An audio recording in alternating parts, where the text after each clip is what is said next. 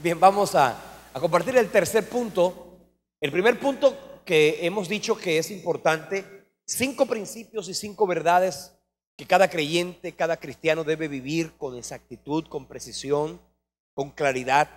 Son 5 principios, 5 verdades, 5 realidades que si no las tienes presentes y pendientes, tu vida no será una vida de abundancia, de bendición. Cristo dijo: yo he venido para que tengan vida y vida en abundancia. No es lo mismo ser salvo que ser bendecido. Hay gente que es salva, que va para el cielo, pero ahora vamos a hablar de lo que significa tener una vida en bendición. Lo primero que dijimos en el primero de los puntos es que cada persona, cada creyente, cada nueva criatura debe tener absoluta claridad en relación al tema que tiene que ver con su salvación. Es decir, que cada persona tiene que tener claro que Cristo es su Salvador. Amén. Tiene que tener seguridad de salvación. Usted tiene que sentirse salvo. Usted tiene que sentirse seguro en Cristo. Usted tiene que sentirse protegido por el Señor. Y por supuesto, usted tiene que saber lo que significó que usted haya pasado de muerte a vida. Eso es una verdad indelegable. No la puedes negociar, es innegociable. No puedes dudar. Una de las cosas que yo leo en la Biblia es que, por ejemplo, quiero mencionarle algo que no le mencioné ni la semana pasada ni la antepasada, siendo esto muy importante.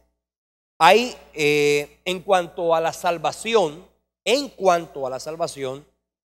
hay varios postulados doctrinales, teológicos, que de alguna manera hacen que la gente tenga una posición al respecto. En la historia de la iglesia hay un postulado que se denomina el calvinismo. El calvinismo, pues su nombre lo indica, fue postulado por el señor Juan Calvino, un extraordinario teólogo, fabuloso teólogo. Juan Calvino usó la doctrina, la Biblia, para enfatizar. Su énfasis más grande, su énfasis más extraordinario fue la doctrina de la gracia. La gracia. Él explicó como nunca, como nadie explicó la doctrina de la gracia. Quiere decir que él se enfocaba en la obra de la cruz. Quiere decir que él miraba la obra de Cristo y por consecuencia a eso él procuraba que cada uno de sus lectores, estudiantes y oyentes pudiera tener seguridad de salvación. Esta doctrina, la doctrina de la gracia, de alguna manera se desequilibró, y esa doctrina de la gracia desequilibrada llevó a la gente a asumir posiciones que de alguna manera son posiciones que cuando tú las miras a la luz de la palabra tienen cierto fundamento, pero que en algún sentido se distancian del equilibrio bíblico, de la verdad bíblica equilibrada. Entonces él hablaba mucho de la seguridad de la salvación, pero en ese afán de hacer referencia a la seguridad de la salvación, daba la sensación su enseñanza que una persona pudiera, una vez haberse encontrado con Cristo, hacer lo que quisiera hacer, vivir una vida como le hubiese querido vivir. Eso podía dar la sensación, aunque no fue lo que él quiso decir, pero de ahí se agarraron muchas personas que terminaron asumiendo la gracia como que una persona que es salva para siempre será salva, y como consecuencia de eso prácticamente llegaron a la conclusión de que la salvación no se perdía. Es un postulado doctrinal.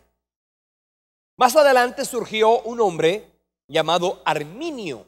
Arminio estableció una doctrina, un postulado doctrinal antagónico al postulado de Calvino. Esto se llamaba el arminianismo. Estos dos postulados, de alguna manera, si tú los pones, porque ¿de qué hablaba Arminio? Arminio hablaba de la responsabilidad del creyente, hablaba de su compromiso, hablaba de la vida de santidad, hablaba de la responsabilidad del creyente en la salvación. Mientras que Calvino decía que todo dependía de Cristo, de Dios, y que el hombre no tenía que hacer nada, Arminio decía que el hombre tenía que ser consecuente con aquello y guardar la salvación. Entonces, cuando tú miras esos dos postulados, cuando tú miras esas dos doctrinas, pues obviamente si tú las pones una frente a la otra, pues obviamente que ahí hay una posición contrapuesta a la una de la otra, pero importante que sepamos que las dos posiciones son bíblicas. Las dos posiciones están escritas y sustentadas en la palabra. Por lo tanto, el creyente debe tener muy, muy claro, primero, que la salvación es un regalo que se obtuvo por la gracia de Dios y a través del sacrificio de la cruz. Eso es algo que usted no puede dudarlo, ni siquiera un creyente que duda de su salvación es porque no es salvo. Literalmente, una persona que duda de su salvación es porque no es salvo. Ahora, cuando nosotros hablamos de la responsabilidad del creyente, pues bien, una persona que ha sido salva, una persona que se ha encontrado con Cristo, tiene que vivir conforme a esa nueva manera de vivir, ¿cierto? Y cuando tú lees, por ejemplo, hay un pasaje de la Biblia que nos muestra con precisión el equilibrio entre estas dos posiciones para que entendamos que no es una u otra, ¿cierto? Había un señor llamado Whitefield, creo que era Whitefield, que él decía, bueno, la verdad es que yo voy a tener una posición clara en relación al tema, porque en aquella época se decía, o tú eras calvinista o tú eras arminiano, ¿cierto? Adoptabas esas dos doctrinas. Whitefield decía, bueno, la verdad es que si yo voy a predicar en un lugar, ¿cierto? Si mi responsabilidad es predicar en un lugar donde la gente tiene demasiada liberalidad, demasiada libertad, demasiada libertinaje, yo voy a predicar la doctrina de la responsabilidad cristiana. Si yo voy a predicar entonces en un lugar donde hay demasiado legalismo, ¿cierto? Donde hay demasiado legalismo, yo voy a predicar la doctrina de la gracia. En ese sentido, eso es perfecto, porque allí, en ese equilibrio, tú y yo vamos a poder alcanzar una vida de bendición. Las dos posiciones son bíblicas, ¿ok? No es una u otra, es la una y la otra. Y eso es importante que lo tengamos claro. La semana pasada, después de haber hecho gran referencia acerca de la obra de Cristo, de la salvación y de la seguridad de la salvación, la semana pasada estuvimos haciendo referencia al tema que tiene que ver con el señorío de Cristo. Dijimos la semana pasada que hay áreas de nuestra vida en las cuales es muy difícil, si no humanamente imposible, establecer el señorío de Cristo. ¿Cuáles fueron esas áreas que mencionamos, Richard? El área de la vida sexual, ¿cierto? Allí es un área donde definitivamente nos cuesta rendir nuestra vida al señorío de Cristo. Vivimos más con el pensamiento del mundo, con la opinión del mundo, que inclusive lo que dice la palabra del Señor. ¿En qué otra área? En el carácter, ¿cierto? Y en el carácter le aclarábamos a los hermanos que el carácter no tiene que ver con el genio, ¿cierto? Porque la gente dice, ay, tengo problemas de carácter. ¿Y por qué? Porque yo soy muy explosivo. No, el carácter tiene que ver con esos rasgos de especificidad de tu vida individual, de tu propia vida, que tienen que ver con la forma en la que tú creciste. Obviamente ahí habla de ser íntegros, de ser responsables, de ser consecuentes con lo que yo digo y con lo que yo hago. Eso es carácter. Carácter es que yo soy consecuente entre lo que yo digo y lo que yo hago. Y muchas veces en medio de la iglesia de Cristo, y no me refiero a esta iglesia, sino a la iglesia de Cristo, hay muchas personas que dicen ser creyentes, pero su vida dista no vas a dudar de su salvación, no, pero sí nos hace dudar el hecho de que una persona haya rendido su vida al señorío de Cristo. ¿Por qué? Porque allí en el área específicamente del carácter es un área donde mucha gente tenemos dificultades, ¿cierto? Con el área de la responsabilidad, del compromiso, en fin. ¿En qué otra área se nos es difícil? En el área de las finanzas. Claro, en el área de las finanzas, lo último que se convierte. Dicen que una de las cosas que lo último que se convierte en un creyente hay dos cosas que son literalmente difíciles de convertir: las finanzas y la lengua, ¿cierto? Las finanzas, ¿por qué es difícil convertir las finanzas? Porque las finanzas tienen que ver con mi yo, ¿cierto? Con mi vida, No hay nada más personal que la plata. Y la gente pelea por la plata. Y una de las cosas que yo encuentro en la Biblia, y Cristo cuando nos establece su señorío, Él nos habla y dice que es más bienaventurado dar que recibir. Pero a ti y a mí nos gusta más recibir que dar. ¿Cierto que sí? ¿Nos gusta más? ¿A quién le gusta más recibir? Levante la mano. Ay, o si no, mire el día de su cumpleaños, tú quieres recibir. Y cuando otro cumple, te debo el regalo. Ay, te debo el regalo. ¿Ah? ¿A quién de ustedes no le quedaron debiendo el regalo? Porque es que te lo dicen, te debo el regalo. Van a tu casa, te dan muela, ¿cierto? Pero después te dicen, estoy pendiente con el regalo. Y hay gente que tiene acumulados los regalos, pero así, ¿cierto? Nos gusta más recibir que dar, ¿cierto? Eso es una característica de alguien que necesita rendir su vida al señorío de Cristo. ¿En qué otra área pudiéramos nosotros decir que de pronto no dijimos o que sí dijimos la voluntad? Pues obviamente la obediencia. La voluntad, la obediencia tiene que ver con mi yo, con mi ser. Eso es difícil. Sobre todo, y hay un área en la que la voluntad es muy difícil de someter, sobre todo es en el área de las relaciones interpersonales. En el área de las relaciones interpersonales cuesta muchísimo rendir la voluntad, ¿cierto? Sobre todo en el tema del perdón. Esta semana, ayer estaba hablando con alguien por teléfono y entonces yo le estaba diciendo, mira, perdona. Entonces, una persona que le hizo un daño a otra en una cosa ahí, bueno, en fin, le dañó algo. Entonces, ella me pidió que yo mediara en la situación. Yo llamé a las personas a la oficina y yo le dije, bueno, ¿qué fue lo que pasó, hermano y hermana? ¿Qué pasó aquí? No, que él me dañó esta cosa y que tú ahora me la paga. El hermano dice, no, pero yo no se la dañé. Fue la empresa donde yo trabajaba, yo no puedo, pero es que yo no se la entregué a su jefe, yo se la entregué a usted me lo dañó. Total que eso ha hecho que una persona tenga el corazón arrugadito desde hace mucho tiempo. Pues, en una conversación que tuvimos hace unos días, yo le decía, mira, me decía porque estaba un poquito resentida conmigo. Y yo le decía, pero ¿por qué tú estás triste conmigo? ¿Por qué tú estás resentida conmigo? Pastor, sí, claro. Usted se ha puesto del lado de la otra persona en vez de ponerse de mi lado. Y yo dije, ¿y qué te hace pensar que yo estoy del lado de la otra persona? Claro, porque es que usted me dice que lo perdone. Si usted me está diciendo que lo perdone es porque usted está del lado de él. Oye, ¿y a quién le conviene perdonar? ¿A él o a ti? Pues no lo perdono. Y ahí está, y no lo perdono. ¿Y cuántas veces usted y yo tenemos sentimientos y situaciones en el corazón, en el alma, y no queremos perdonar?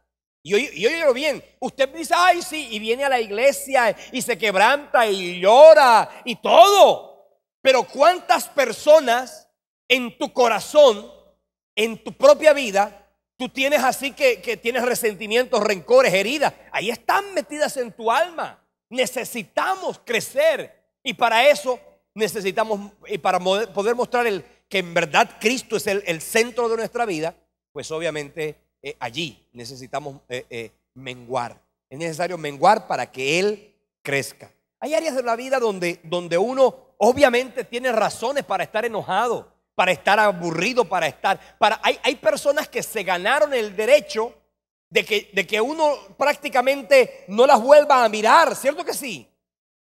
Hay gente que de verdad te ha hecho daño. Pero ¿sabes qué? Tú estás llamado por Dios a perdonar. ¿Está claro? Si usted dice que Cristo es su Señor y usted no perdona a alguien, usted está burlándose de esa palabra. Literalmente, ¿cierto? O cuando usted se equivoca, por ejemplo, cuando usted se la embarra. Mire, si hay algo que yo me he dado cuenta en consejerías, ¿sabe? El esposo o la esposa resentida con el otro. ¿Por qué? Porque cometen faltas y porque son difíciles para decir perdóname. Hay gente que no le sale el perdóname. De pronto nada más le pasa la mano por acá y para él es decir, esto significa perdón. Un momentico, la palabra perdón es perdón. Perdóname. Y ahí nos cuesta muchísimo. Entonces, nosotros como cristianos, y ahora no te olvides que estamos en un seminario en el que estamos preparando personas que quieren ser discipuladores. Tú tienes que llevar a tu discípulo primero a que encuentre y reconozca a Jesucristo como su Salvador personal. Pero ahora hay que llevarlo a que aprenda cómo rendir su vida al señorío de Cristo. Y esto es algo que se enseña no con palabras. Esto es algo que se enseña no con versículos. Esto es algo que se enseña con ejemplo. ¿Ok?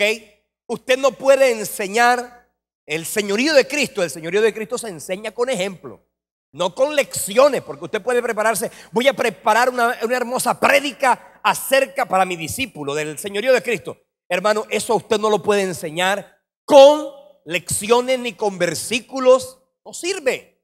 Usted puede, y de la única manera que usted va a mostrarle a otro cómo rendir su vida al señorío de Cristo es que tú rindas tu vida al señorío de Cristo.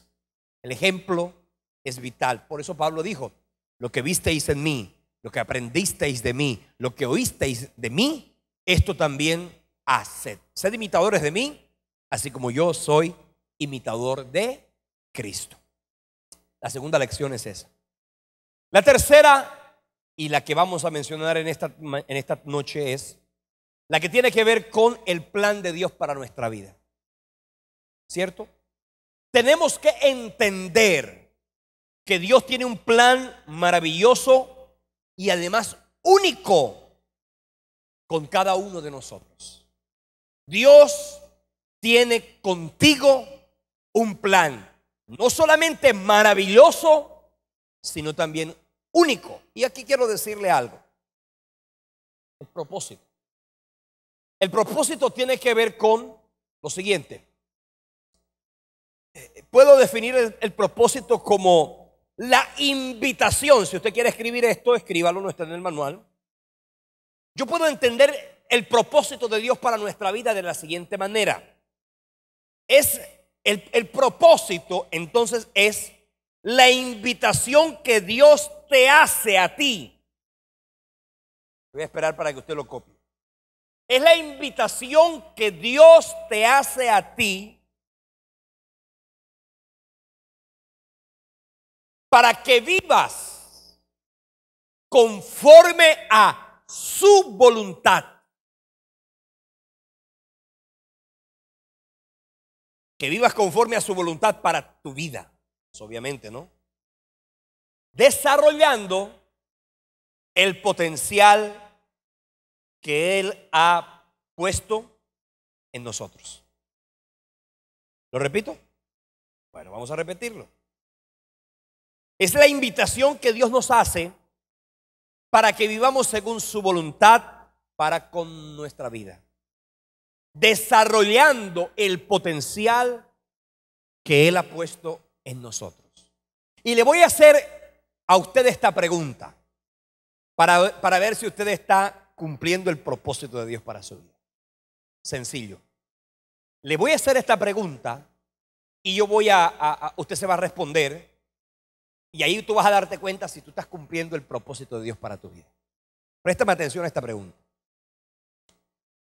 ¿Estás feliz? ¿Eres feliz con lo que haces? Pregunta. ¿Eres feliz con lo que haces? Si tú estás haciendo algo y no eres feliz con lo que haces, ¿sabes qué? No has descubierto todavía el propósito de Dios para ti. Eres salvo, sí. Vas para el cielo, no te quepa la menor duda. Pero esta parte es importante. Estamos hablando del propósito de Dios para nuestra vida. ¿Eres feliz con lo que haces? Es una pregunta importante. Mucha gente en su propia vida vive una vida, por supuesto, no es feliz. Yo siempre, desde que era un niño, yo tenía la intención de que algún día llegaría el momento en que yo haría lo que me gustaba hacer. Y que encima de eso a mí me pagaban por eso. Mire, hermano, le digo algo. Cuando usted hace lo que le gusta y encima de eso le pagan, porque además le tienen que pagar, porque ojo, el propósito está ligado con los talentos. Y los talentos y los dones Dios los dio para beneficio tuyo y para beneficio de los demás. Así que, no, yo hago esto por amor al arte. Oh, es que eso forma parte de tu talento. Y como forma parte de tu talento, esos talentos tienes que primero descubrirlos. Y una vez descubiertos los talentos, tú tienes que desarrollarlos para que obviamente tu vida sea cada día una vida de bendición. Yo leo la Biblia y encuentro que, por ejemplo, en el capítulo 2, versículo 15 de Génesis, en Génesis 2:15, la Biblia dice que Dios le entregó al hombre un propósito. Génesis capítulo 2, versículo 15 dice: tomó pues Jehová Dios al hombre y lo puso en el huerto del Edén para que lo labrara y lo guardara. Ahí está el propósito que Dios le dio al hombre. Es decir que, mira esto, desde que el hombre pecó, desde que el hombre cayó, esta tarea al principio debía ser algo agradable, divertido. Debía ser algo que obviamente generara satisfacción para el corazón, porque tenía que ver con el propósito de Dios para el hombre. Pero producto del pecado, el hombre, esto que Dios llamó propósito de bendición para su vida, el hombre lo desvirtuó. Y por eso hoy día la gente comenzamos a ver lo que hacemos no como una bendición, sino que lo comenzamos a ver como un castigo. Lo comenzamos a ver como algo desagradable. Y está comprobado. Si usted hace lo que hace y lo hace de mala gana, primero no lo hace bien. Y segundo, usted no se va a sentir satisfecho y no va a poder trascender de la manera en que Dios quiere que tú y yo trascendamos. Entonces nosotros tenemos que leer eso con mucha objetividad. En el libro de Hechos de los Apóstoles, en el capítulo 13, en el versículo 36, Hechos capítulo 13, versículo 36, la Biblia dice: porque a la verdad David, habiendo servido a su propia generación, según la voluntad de Dios. Mira, esto es importante. Otra versión dice: según el propósito de Dios, durmió y fue reunido con sus padres y vio corrupción. Su cuerpo vio corrupción. Pero es importante que sepamos que en el trasegar de la vida de David, él pudo al final de sus días, la Biblia dice de él que él sirvió a su propia generación porque cumplió el propósito de Dios para su vida. Entonces usted tiene que descubrir ese propósito. Usted tiene que descubrir ese propósito. Porque si tú no tienes una vida con propósito, déjame decirte, tu vida será siempre una vida de cansancio permanente.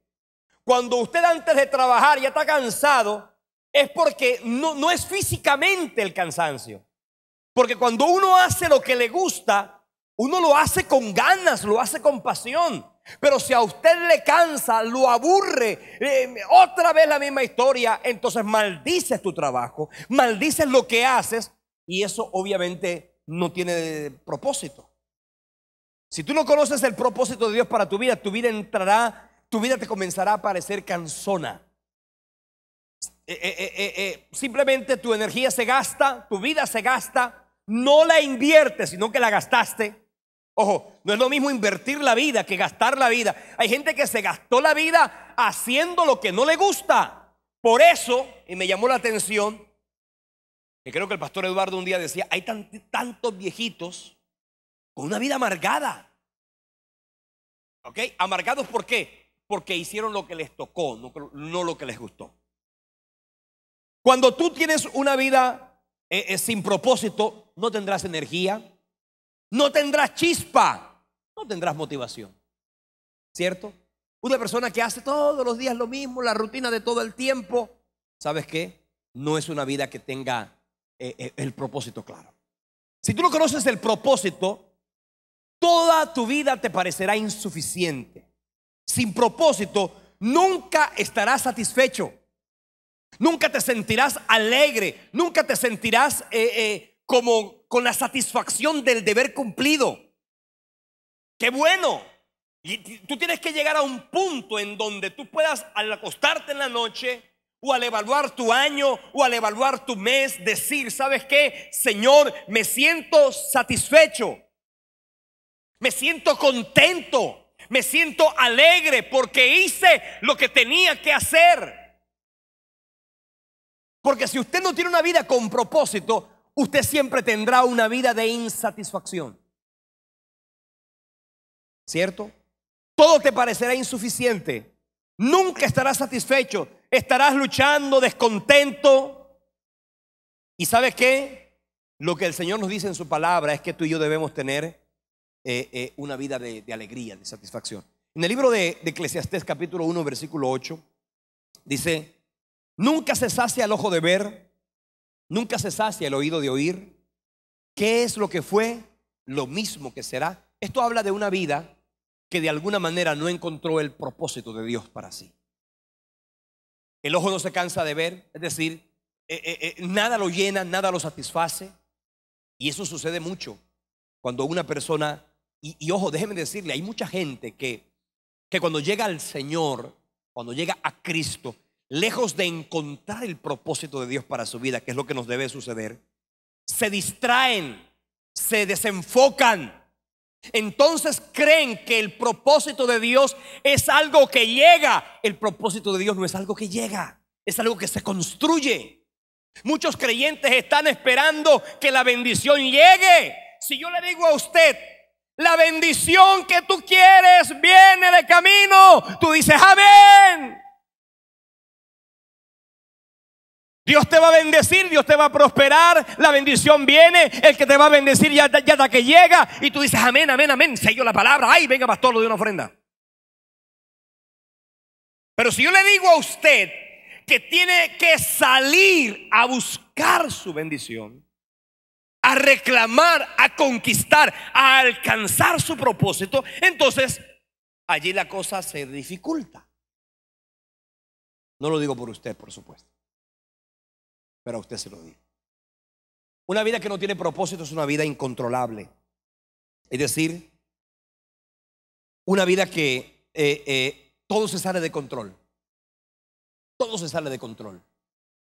Una vida que no tiene propósito, todo se sale de control. ¿Por qué? Porque no está conectada. Ojo, ¿por qué las cosas salen de control en una vida, a una persona que no tiene propósito?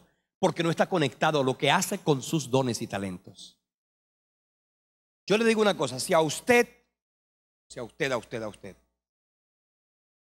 un niñito de 17 años, 18 años, viene y le dice a usted qué es lo que usted tiene que... Alguien viene y te dice, ven acá, un niñito de 17 años viene y te dice, de ahora en adelante, lo que este niñito venga a decirte a ti es lo que tú tienes que hacer. No puedes decir que no. ¿Tú aceptarías que un niñito de 17 años venga a decirte qué es lo que tú tienes que hacer? No, ¿cierto que no? Pero ese niñito de 17 años, cuando usted tenía 17 años, le habló y le dijo a usted qué es lo que usted tenía que hacer. Muchos estudiaron ingeniería porque un niñito de 17 años que recién salió del colegio le dijo a usted mismo, siendo usted mismo ese niñito, ¿sabes qué? Estudia ingeniería. Porque le pareció, mucha gente estudia. Mire, conozco el caso de unas amigas. Ven acá, ¿tú qué vas a estudiar? Ay, yo voy a estudiar comunicación. Ay, hazme el 2, vamos a estudiar comunicación, imagínate tú. Y están estudiando comunicación social para hacerle el 2 a la amiga. Otras estudiando administración de empresas para hacerle el 2 a la amiga. O para complacer a la mamá. O para complacer al papá. Un día tuve el caso de una amiga que me llamó. Pastor, quiero que me vengas a ayudar, por favor. Tengo un problema en mi casa. Venme a ayudar. Y yo me fui a ayudar. Yo no sé qué problema tenía. Reunió a su hijo, tremendo cancanzón y grandote. Pastor, imagínate, mi hijo quiere estudiar, él quiere estudiar comunicación social. Y yo le dije que él va a estudiar comunicación social por encima de mi cadáver. Mire, pastor, ¿sabe qué? Yo prefiero que se dedique a estudiar diseño de moda y que me confeccione mi ropa, pero que no se ponga a estudiar eso.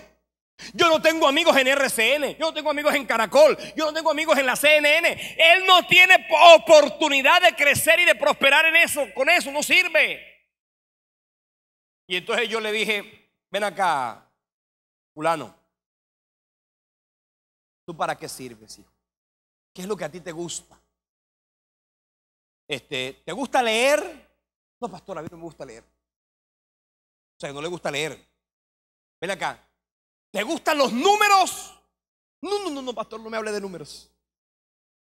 No me hable de números. No le gusta leer. Pues yo dije, si te gusta leer, puedes meterte por el área de las sociales, por el área, si te gusta leer, ¿no? Por el derecho. No me hable de leer. Yo no me leo no leo. Un abogado que no lee. Un abogado que no lee. Y ojo, y hay abogados que no leen.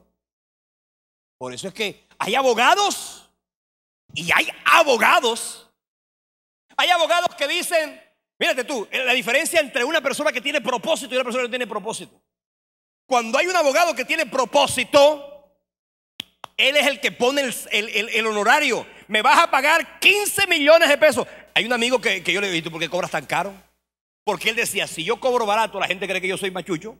Yo voy a cobrar caro. Porque si yo cobro caro, la gente inmediatamente dice, uy, no, si cobra caro es porque es bueno. ¿Oíste? Pero no, un abogado sin propósito es, ajá, ¿cuánto tienes tú por ahí? O sea que no, la gente es la que le pone el precio. ¿Cuánto tienes? Bueno, hazme un divorcio. Me decía un muchacho un día, pastor, imagínese, yo haciendo un divorcio. ¿Y cuánto me puedes dar por el divorcio? No, yo tengo como 1 millón de pesos. Bueno, dame el 1 millón de pesos. Bueno, te lo pago cuando hagamos la liquidación de la sociedad conyugal. Y yo, pastor, y fui, hice trámites para allá y para acá. Óigame, y en la notaría, yo dije, bueno, ya me van a pagar aquí el 1 millón de pesos. Y estando en la notaría, de repente, ya van a firmar, yo estoy ahí contento que van a firmar. Firma, pues me dan el 1 millón de pesos. De repente, el hombre va a firmar y le dice a la señora, oye, al punto que hemos llegado, ¿ah? Y entonces le dice la muchacha, tú estás firmando porque tú quieres. Y entonces, y después, ¿cómo así? Sí, tú estás firmando porque tú quieres. Porque la verdad es que yo no quiero que firmes. Ah, bueno, pero yo tampoco quiero firmar. Mira, se han dado un beso, se agarraron de la mano y se fueron. Y el abogado allí, ay, se me fue el 1 millón de pesos. Entonces, ¿qué le dice el notario? A mí me paga las escrituras. A mí me paga las escrituras. Las escrituras de este divorcio costaron 140,000 pesos, me las paga. Y entonces estaba el abogado, ven acá, ándale, ¿y dónde? Buscando la plata de las escrituras del divorcio. Mira, necesitamos alcanzar y conquistar el propósito de Dios para nuestra vida. Si tú tienes un don, un talento, una habilidad, sácale plata a eso. No, mira, si usted es bueno en lo que hace, no lo haga barato. Hágalo bien, de esa dignidad, de ese caché, ¿me entiendes? Entonces, hablando de este muchacho, le pregunto, ven acá, el papá es médico. Y le digo, y ven acá, ¿y tú no quieres estudiar lo de tu papá? A mí me gusta, sí, pero es que a mí la sangre no me gusta. Imagínate un médico que no le gusta la sangre. Ah, Jaime, está grave. Es un médico que... Total que la mamá lo obligó. Tú vas a estudiar administración de empresas. Y lo obligó a estudiar administración de empresas. Ella contenta y feliz porque el pelado estudió administración de empresas obligado. Ya terminó. Entonces ella anda con la hoja de vida, repartiéndosela al uno, repartiéndosela al otro, repartiéndosela al otro. Y entonces lo contratan, pero él no se siente bien. ¿Me entiende? Él es el administrador de empresa porque la mamá quiso que fuera administrador de empresa. Entonces, importante que nosotros aprendamos el propósito. Ahora, una cosa es el propósito, otra cosa es el llamado. El propósito tiene que ver con tus talentos, el llamado tiene que ver con tus dones. Los dones tienen que ver con aquello que el Señor te regaló para bendición del pueblo y de la iglesia. Entonces, nosotros cuando alcanzamos el propósito y obtenemos y recibimos, todos tenemos que alcanzar un propósito. El llamado es particular. Cada uno de nosotros recibirá el llamado de Dios que pues obviamente siente. ¿Cómo vamos a encontrar el propósito? Salomón concluyó que si no conoces el propósito de Dios para tu vida terminará siendo, como le decía al principio, una vida que se cansa fácil, se vuelve insatisfecha, incontrolable. Así que necesitamos entonces saber qué hacemos. ¿Qué hacen la mayoría de las personas? Crean su propio propósito. Creamos nuestro propio propósito. La Biblia dice: Jehová cumplirá su propósito en mí. Y hay muchas personas que quieren que Dios los ayude a cumplir su propio propósito. Un creyente, un discípulo, tiene que entender que es Dios el que cumple el propósito. Leemos la Biblia y esto es importante: o yo creo mi propio propósito, o yo descubro el propósito de Dios para mi vida. ¿Cierto? Yo descubro el propósito de Dios para mi vida. Si quieres saber el propósito de Dios para tu vida, debes empezar con lo que Dios piensa, no con lo que tú u otro piensa. No es lo que tú quieres, no es lo que la gente quiere, es para qué Dios te puso en la tierra. Hay un libro de Rick Warren que se llama Una vida con propósito. ¿Alguno de ustedes se lo ha leído? Bueno, parte de eso está allí descrito. En el libro de Efesios, en la carta a los Efesios, en el capítulo 1, versículo 11, dice: en Cristo también fuimos hechos herederos, pues fuimos predestinados según el plan de aquel que hace todas las cosas conforme al designio de su voluntad. Quiere decir que Dios trazó para ti. En el Salmo 139, el salmista dijo que Dios había escrito de ti y de mí nuestra vida. En su libro fueron escritas las cosas. Necesitamos entonces descubrir el plan de Dios para ti y para mí. Un creyente que no vive ese plan es un creyente que se vuelve improductivo. Muchos creyentes, déjenme decirle algo, muchísima gente en las iglesias son personas improductivas. Por aquello de lo que le mencionaba al principio, están esperando que las bendiciones lleguen. Como la lluvia llega, sí, pues obviamente usted no tiene que hacer nada para que la lluvia caiga, ¿cierto? Pero mira, la lluvia no tiene sentido. ¿De qué sirve la lluvia? A usted y a mí no nos afecta si llueve o si no llueve. ¿Por qué? Porque la lluvia no tiene nada que ver con tu propósito. Pero si tú fueras agricultor, la lluvia tiene un sentido. ¿A usted no le llovió? Ay, está lloviendo, que llueva la cosa de la cueva. ¿Cierto? Y te gusta, pero si usted no, pero cuando una persona tiene propósito, entonces la bendición tiene sentido. ¿Por qué? Porque está alineada con lo que la persona está haciendo. Tener propósito te va a permitir enfocarte. Hay gente que hoy día hace una cosa, mañana la otra. Hoy invento por aquí, mañana invento por allá. Momentico, una persona que tiene propósito se enfoca. Enfócate para que entonces te vuelvas experto. Y para que volviéndote experto, especialista en eso, te pueda ir cada día mejor. Cuando una persona se enfoca, no se distrae, no se vuelve ausente, ¿ok? El apóstol Pablo decía en Filipenses 3:13: esforzándome para alcanzar lo que está delante. Quiere decir que Pablo tenía claro cuál era el propósito.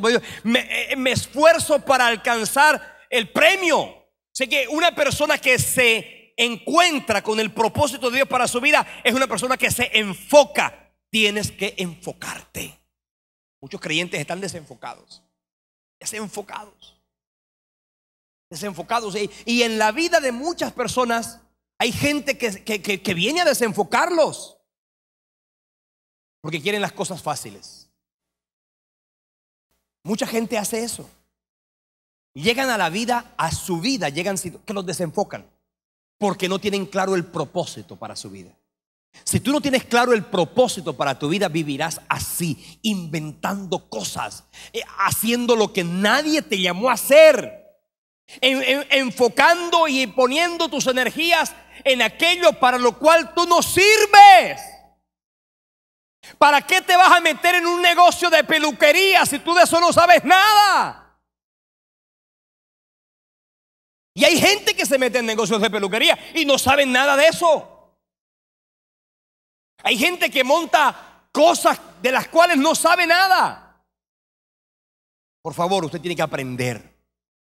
Porque el propósito, si usted no tiene propósito, y lo mismo hay la gente que compra el baloto.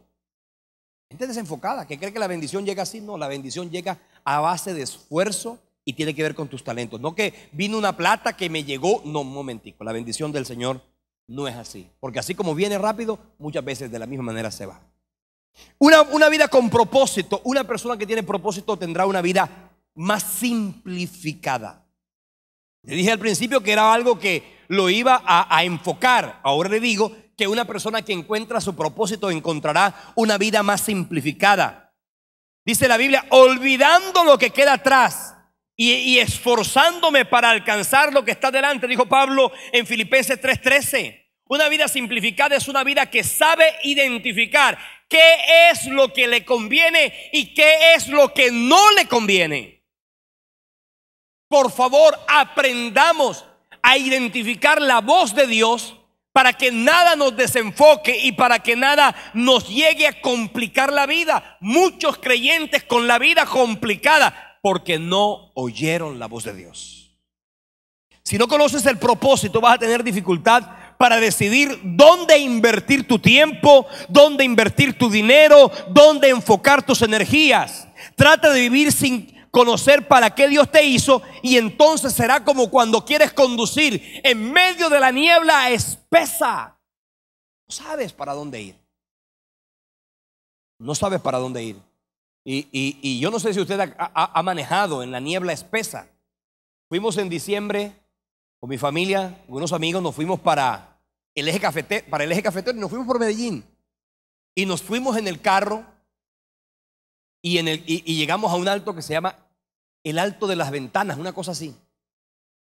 Mire, hermano, estábamos en un precipicio por allá arribota y no veíamos absolutamente nada. La densa neblina del día impedía la visión. Una persona que no tiene clara la visión de Dios para su vida, es una vida que va, uno puede avanzar, pero ¿cómo avanza uno? De manera muy lenta. Hay personas que pudieron haber crecido más, de forma más rápida, pero están detenidos en su avance. ¿Por qué? Porque no han oído la voz de Dios para sí. Cuando tienes una vida en Cristo y con propósito, pues obviamente una vida con propósito es una vida que tiene motivación. Pablo le decía a los filipenses que él avanzaba hacia la meta. ¿Qué quiere decir? Que él sabía de lo que se trataba la vida. Él sabía que él tenía un objetivo claro. Tener un objetivo claro es motivador. ¿Para dónde vas? No es lo mismo decir, bueno, para donde sea. No, voy porque quiero esto, me enfoqué en esto. Y mucha gente en la iglesia de Cristo no tiene propósito, no sabe para dónde van. Un día venden una cosa, otro día están vendiendo otra. Un día, sí, desenfocados completamente. Entonces, la Biblia dice en el libro de Jeremías 29, versículo 11, porque yo sé los planes que tengo para ti, dice el Señor. Son planes de bien, no de mal, para darte un futuro y una esperanza. Cuando tú tienes al Señor en tu corazón, no tienes por qué andar inventando cosas. Él simplemente le dará destino y sentido a tu vida para poder alcanzar mayores dimensiones. Cuando una persona tiene una vida y encontró su propósito, que tiene que ver con sus talentos, ¿cierto? Es una persona que recibe la satisfacción, el premio de haber hecho al final de sus días, como dijo Pablo, cuando Pablo evaluó su vida, al final dijo, ¿sabes qué? He acabado mi carrera, he peleado la buena batalla, me ha ido bien. O sea, cuando él evaluó su vida, al final, él pudo decir, ¿sabes qué? Hice lo que tenía que hacer. Aprende eso. Aprende eso. Busca de parte de Dios eso. Porque no puedes tener una vida. Una persona que no es feliz con lo que hace, se le nota. Una persona que es feliz con lo que hace, pues también se le nota. ¿Está claro? Pregúntale al que está a su lado, ¿cómo se me nota la cara? ¿Se me nota que hago lo que hago, lo hago bien?